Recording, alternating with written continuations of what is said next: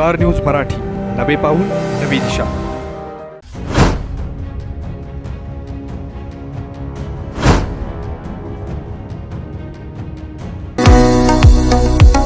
आता दातांच्या दुखण्याचं टेन्शन सोडा.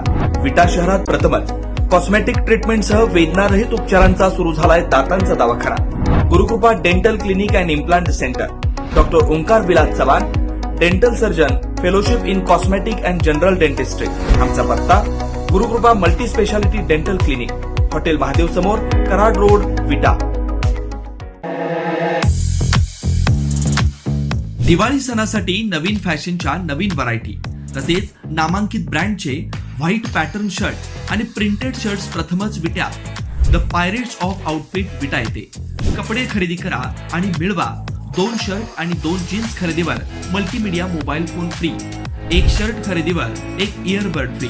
2 शर्ट खरेदीवर 1 मेटल ट्रिमर फ्री. आमचा पत्ता कराड विटा रोड, जुनी पाण्याच्या टाकीजवळ, पॉवर हाऊस रोड, रोकडे गल्ली, विटा.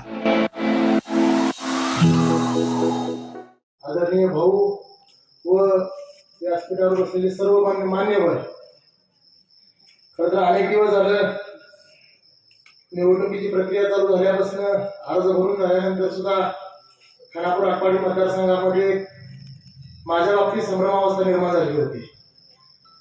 कारण महाविकास आघाडीची उमेदवारी म्हणून वैभवदारांची घोषणा झाली आणि महाविकास आघाडीचा लोकसभेच्या उमेदवाराची काय भूमिका असणार मला सांगायला आज अभिमान वाटते. तुमच्या समोर सगळ्यांच्या समोर बसलेले बऱ्यापैकी भावनिक ग्रामस्थ आहेत. शिवसेना पक्ष प्रमुख उद्धव ठाकरे साहेबांनी विधानसभेच्या निवडणुकीची थोडीफार जबाबदारी काही भागातली माझ्यावर दिलेली आहे. त्यामुळं काल कोल्हापूरला होतो, परवा दिवशी मुंबईला होतो. अर्ज भरल्यापासून इथे माझी उपस्थिती नव्हती. मला वाटते अर्ज भरून झाला वैभवदारांचा, नंतर अमोल कोल्हेंची सभा झाली, जयंत पाटील साहेबांची सभा झाली. मला वाटते वैभवदारांचा अर्ज ज्या दिवशी भरला त्याच दिवशी बहुतेक आदित्य साहेब ठाकरेंनी पण अर्ज भरला. तो अर्ज भरत असताना मी मुंबईमध्ये उपस्थित होतो. पण ही संभ्रमावस्था सर्व मतदारांमध्ये निर्माण झाली होती. पण भाऊंच्या मनामध्ये यात कुठलीही संभ्रमावस्था नव्हती. कारण निवडणुकीची तिकीट वाटपाची जी प्रक्रिया चालू होती त्यामध्ये आधी भाऊ असतील, दादा असतील आणि मी अनेक वेळा पुण्या मुंबईच्या ट्रिपा आमच्या झाल्या, अनेक ठिकाणी बैठकी झाल्या. पण आमच्या पक्षाची भूमिका भाऊ तुम्हाला पहिल्यापासून माहिती होती की ही जागा शिवसेनेची आहे, मशालीची आहे, या मशाली चिन्हावरच आपण उभं राहिलं पाहिजे. पण मी आमच्या सर्व प्रमुख नेत्यांना, शिवसेना उद्धव बाळासाहेब ठाकरे या पक्षातील प्रमुख नेत्यांना सर्व पुढे बसून समजून सांगितलं की तुतारी असल्यानंतर काय होईल, मशाल असल्यानंतर काय होईल. खरंतर अतिशय मोठ्या मनाने संजय राऊत साहेब असतील, उद्धव ठाकरे साहेबांनी चालू शिवसेनेची जागा आज राष्ट्रवादी काँग्रेस पक्ष शरदचंद्रजी पवार या पक्षाला सोडली किंवा महाविकास आघाडीतील हा घटक पक्ष म्हणून या पक्षाला ही जागा दिली. त्यामुळे कुठलीही मनात संभ्रमावस्था निर्माण होऊ न देता आपण एक संघपणे महाविकास आघाडीच्या पाठीमागे आहोत.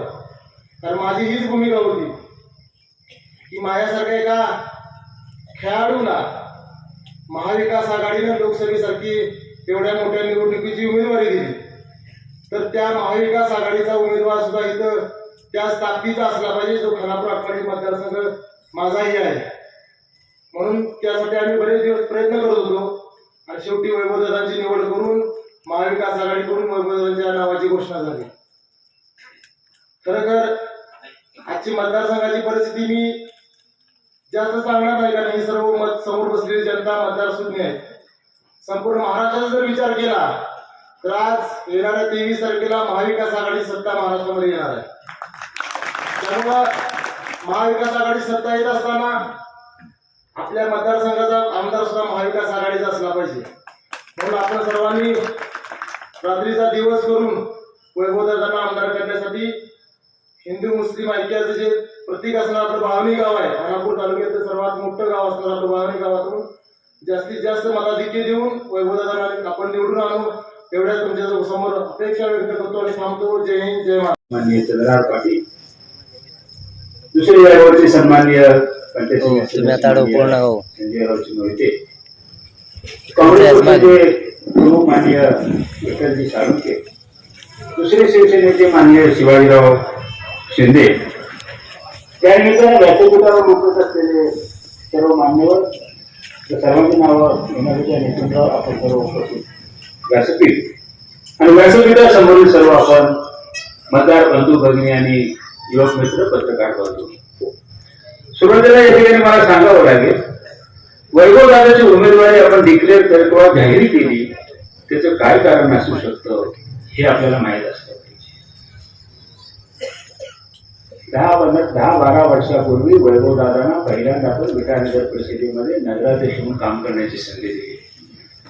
वयाच्या 26व्या वर्षी नगराध्यक्ष होण्याचं त्यांनी रेकॉर्ड केलं आणि 10 वर्षामध्ये ज्या विटा नगरपालिकेच्या प्रथा परंपरा, आतापर्यंत गौरवशाली कारभार, स्वच्छ आणि चांगलं प्रशासन, या सगळ्या गोष्टीला बांधील राहून सर्वांच्या मनामध्ये जोरा मोठ्याचा आशीर्वाद, तरुणांना बरोबर घेणं, माता भगिनींचा मान सन्मान ठेवणं, यातून एक चांगल्या प्रकारचं संघटन उभा करून विटा नगरपालिकेमध्ये 10 वर्ष अत्यंत चांगल्या प्रकारे उत्तम कारभार केला.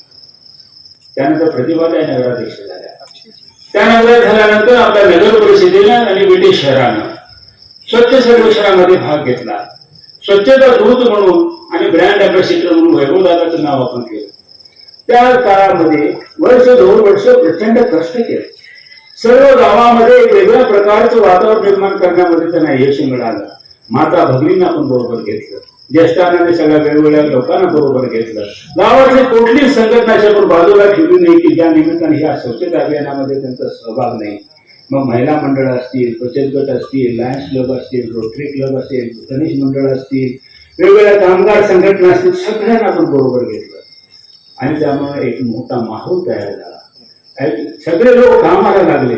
बघता बघता या स्वच्छता अभियानाचं एक या ठिकाणी वादळ तयार झालं. मला या ठिकाणी सांगायला अभिमान वाटेल, हे सगळं करत असताना काही अशी वैशिष्ट्यपूर्ण काम आपण करू शकलो तो वैभवदादाच्या माध्यमातून झाली. आपल्या सांगली रोडला असणारा कचरा डेपो इथला आम्ही स्वच्छ करत होतो, वापरत होतो. तो इतके उपक्रम त्या ठिकाणी राबवला. एखादा डबा घेऊन जरी तिथे जेवायला गेलं तरी तुम्हाला वास येणार नाही. तर स्वच्छ कचरा डेपो महाराष्ट्रात कुठे नाही, वैभवदादाने उभा करून दाखवला. हे सगळं करत असताना लहानापासून थोड्यापर्यंत सर्वांना चांगल्या चांगल्या सवयी लावल्या.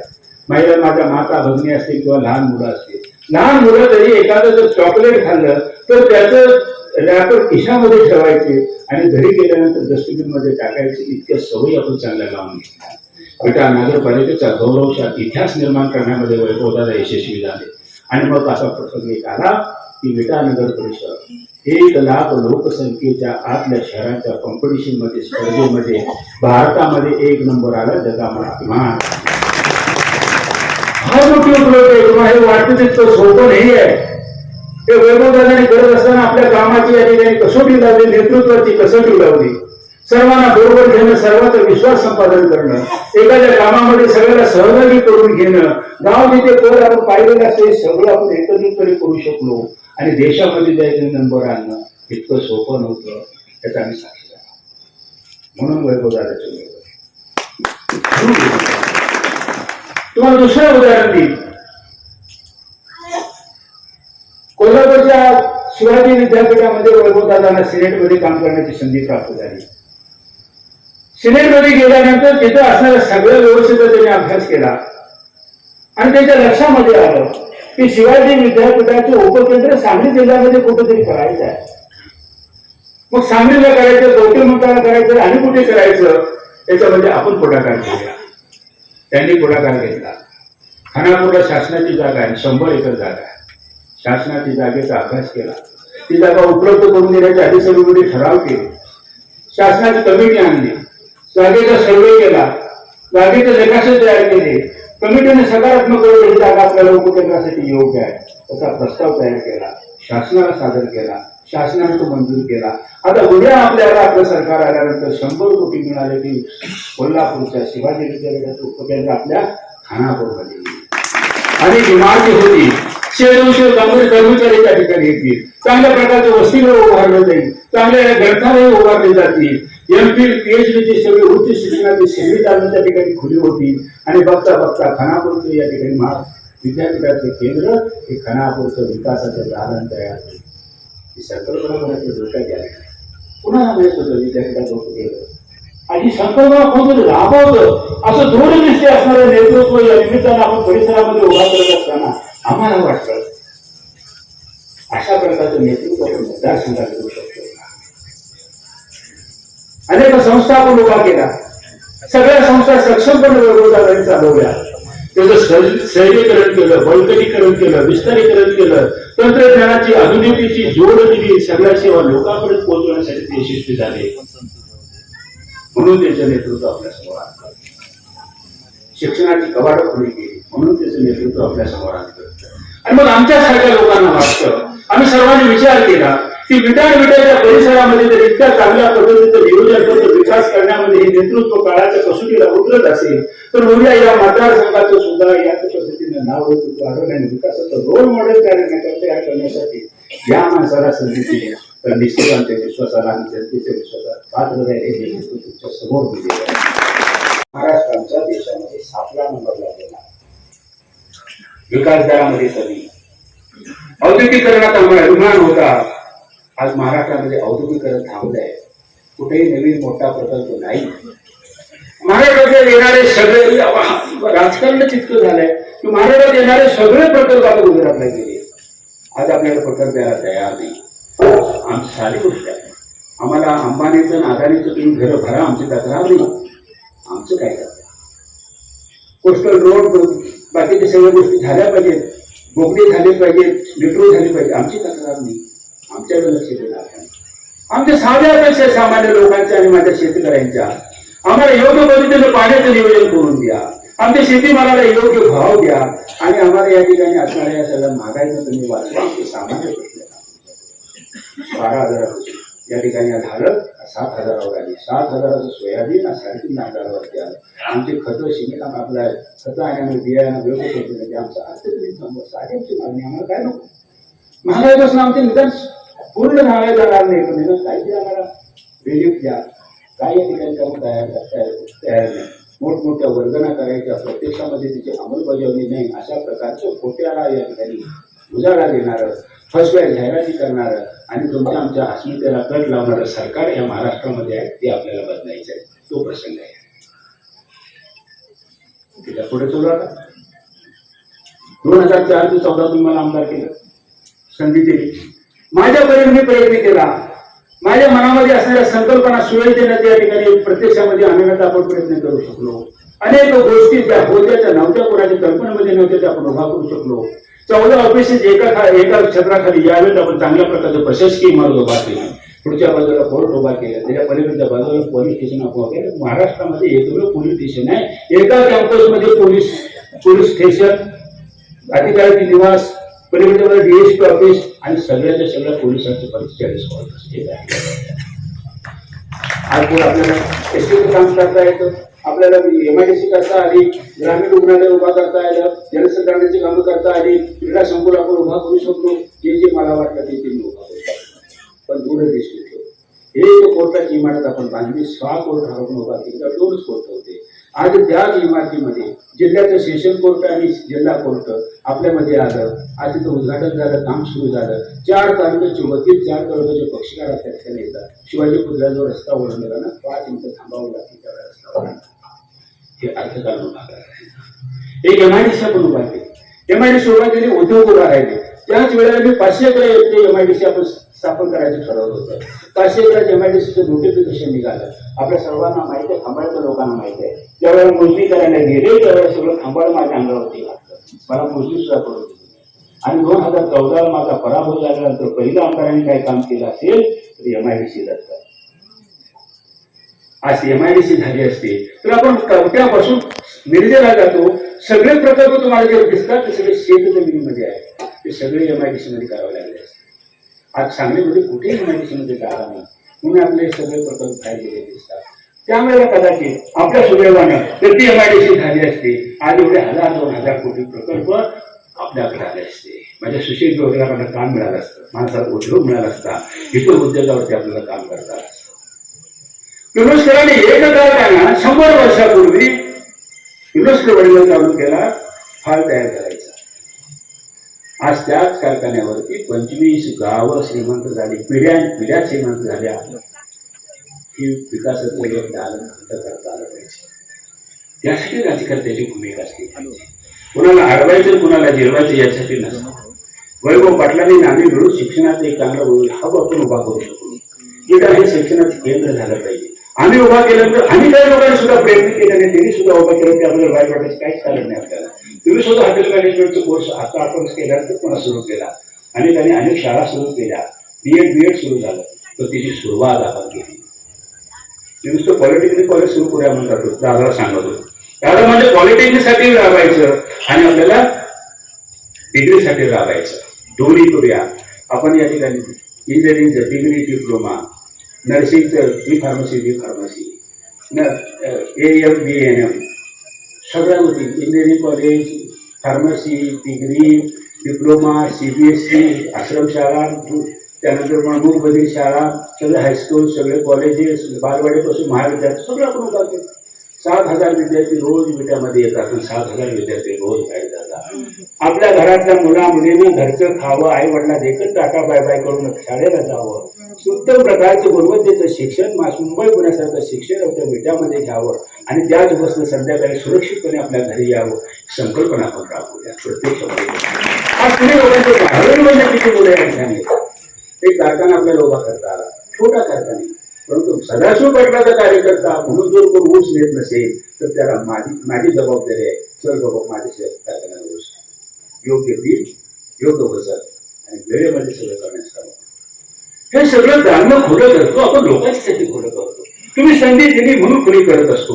उद्या मला या ठिकाणी वैभवदादाच्या माध्यमातून अनेक नवे कल्पना, अनेक मोठी MIDC, अनेक मोठे उद्योग, एखादं मेडिकल कॉलेज उभा करू शकलो तर 2,000 लोकांना रोजगार मिळतो. कोट्यावधी रुपयांची उलाढ आहे उभा करता येईल. आमदारकी साधन आहे. शेजारच्या मतदारसंघामध्ये 3-3, 4-4 कारखाने होतात. शेजारच्या नदीच्या पलीकडे 2-2, 4-4 सूतगिरण्या होतात. शेजारच्या मतदारसंघामध्ये मुंबईपासून पुण्यापर्यंत नोकरी, हजारो नोकऱ्या उपलब्ध होतात. आणि बड्या नदीच्या अलीकडे मात्र आपण कुणाच्या तरी तोंडाकडे आषाढभूतपणे पाहतो. तो लोकप्रतिनिधी असू शकत नाही. त्याच्यासाठी पाहिजे जातीची. अनेक वेळेला मी तुम्हाला या ठिकाणी किती वेळा तुम्हाला सांगितलं की टेंबू योजना पाहिजे का, तर 100% पाहिजे. तुम्ही ताकारे अर्थाच्या योजनेखाली आहे, परंतु ही टेंबू योजना 92 साली 92-93 मध्ये नानांनी पहिल्यांदा या ठिकाणी आवाज उठवला की दुष्काळी भागाला टेंबू म्हणजे दुष्काळी भागाला कृष्णेचं पाणी मिळालं पाहिजे. ती भूमिका घेतली. त्यावेळी घातलेला त्यांनी मंडप 2017 पर्यंत तसाच होता आणि 26 जुलैला दर 26 जुलैला प्रत्येक वेळेला पाणी परिषद आणि बघता बघता या परिषदेला एक वेगळं वळण लागलं. कृष्णापुरी मंडळाची स्थापना झाली. 95ला 21चं सरकार आलं. त्या सरकारने या योजनेला मान्यता दिली. बॉन्ड्स काढले, सिक्युरिटी विकायला निघाले. 600 कोटीच्या वेळेला 600-700 कोटीची बॉन्ड निघाले. एका वेळेला 5 तालुक्यामध्ये रेकनाची कामाला सुरुवात झाली. बघता बघता ह्या योजनेला मूळ स्वरूप यायला लागलं. पद्मनाभ साहेब असतील, संजय पाटील असतील आणि काही नेते मंडळी असतील, सर्वांनी या ठिकाणी योगदान दिलं. गणपतराव देशमुख आपण आतापर्यंत झालेल्या सगळ्या आमदारांनी त्याला योगदान दिलं. ज्याला जेवढं शक्य होतं तेवढं त्यांनी करत. 2004 ते 2014 1200 कोटी रुपये मिळाले. तुम्हाला मी माहितीला माहुलीला घेऊन गेलो. पृथ्वीराज चव्हाण मुख्यमंत्री होते, शशिकांत शिंदे पालकमंत्री मंत्री होते. तुम्हाला घेऊन तिथं आपण उद्घाटन केलं. पद्मनाभ साहेबांनी शिवाजीनगरच्या तलावापर्यंत पाणी आणलं होतं. ते आपण माहुलीच्या तलावापर्यंत घेऊन आलो, माहुलीच्या विहिरीपर्यंत घेऊन आलो, माहुलीचं पंप चालू केलं. आटपाडीपासून आपण भुजाच्या तलावापर्यंत पाणी घेऊन आलो. इकडे भाजीनगरच्या तलावात पाणी घेऊन आलो. तुम्ही साक्षी झाला तुमच्या देखील. त्यानंतर 4था टप्पा, त्यानंतर 5वा टप्पा झाला. त्यानंतर आता 6वा टप्पा आला. 6व्या टप्प्याला सुद्धा आपल्या आघाडीचं सरकार असताना लवादाच्या माध्यमातून पहिल्यांदा 8 TMC पाणी ह्या 6व्या टप्प्यासाठी जयंत पाटलांनी उपलब्ध करून दिलं. त्यानंतर मग ह्या 6व्या टप्प्याला मोर्चे सुरू झाले. हे सगळ्याचं योगदान आहे. आज झालं का पाहिजे तर झालंच पाहिजे, कारण हा तुमच्या आमच्या जीवनमानाचा प्रश्न आहे. पण हे सगळं होत असताना मला असं वाटतं की ह्या मतदारसंघाचं एक भविष्याचं वेध घेणारं जे विजन आहे, ते विजन प्रत्यक्षामध्ये उतरवण्यासाठी हे आमदारकी एक साधन असते. हे भोगायचं साधन नाही, मिळवायचं साधन नाही, कोणाची सोय करण्याचे, 2 पिढ्यांचे कल्याण करण्याचे साधन नाही. हे सगळं प्रत्यक्षामध्ये उतरवण्याचं साधन असतं. आणि मला पूर्णपणे खात्री आहे वैभव पाटलाकडे तेवढी कॅपॅसिटी आहे. तिचे आवाका तेवढा आहे, तुम्ही बोलत आहे, मी सगळं सांगतो हे प्रत्यक्षामध्ये उतरवण्याचं ते या ठिकाणी निश्चितपणे प्रयत्न करतील आणि त्याला त्याच्यामध्ये तुमचा आशीर्वाद पाहिजे. तो आशीर्वाद नाही, त्याच्यासाठी हे सगळं महत्वाचं आहे. अनेक आता वर्ग होते, तुम्ही रोज बघताय कोण गेला कोण आला, हे इकडे गेला तो पाठिंबा दिला, हे सगळं पॅकेजचे मानकडे आहे. मी काही सांगायचं काम नाही, प्रत्येकाने दर ठरवलं, आमदाराचे कोणाला दर ठरते, कोण किती लेवलचा कोण किती लेवलचा कुठं कोण निघाला काही घेऊ नका. लोकांनी ठरवलेलं आहे सरकारमध्ये बदल करायचा आहे, वैभवदादाला आमदार करायचं, तुम्ही ठरवलं ज्यांचा बरोबर आहे. अनेक असे आम्ही बघितले आणि निवडून नका बघितले, लोकांनी याचा उठाव करायचा ठरवलेली त्याला पहिल्यांदा आपल्याला कुठेही थांबू शकत नाही. आपल्या परिसरातील लेटेस्ट बातम्या पाहण्यासाठी स्टार न्यूज मराठी यूट्यूब चॅनलला आत्ताच सबस्क्राईब करा.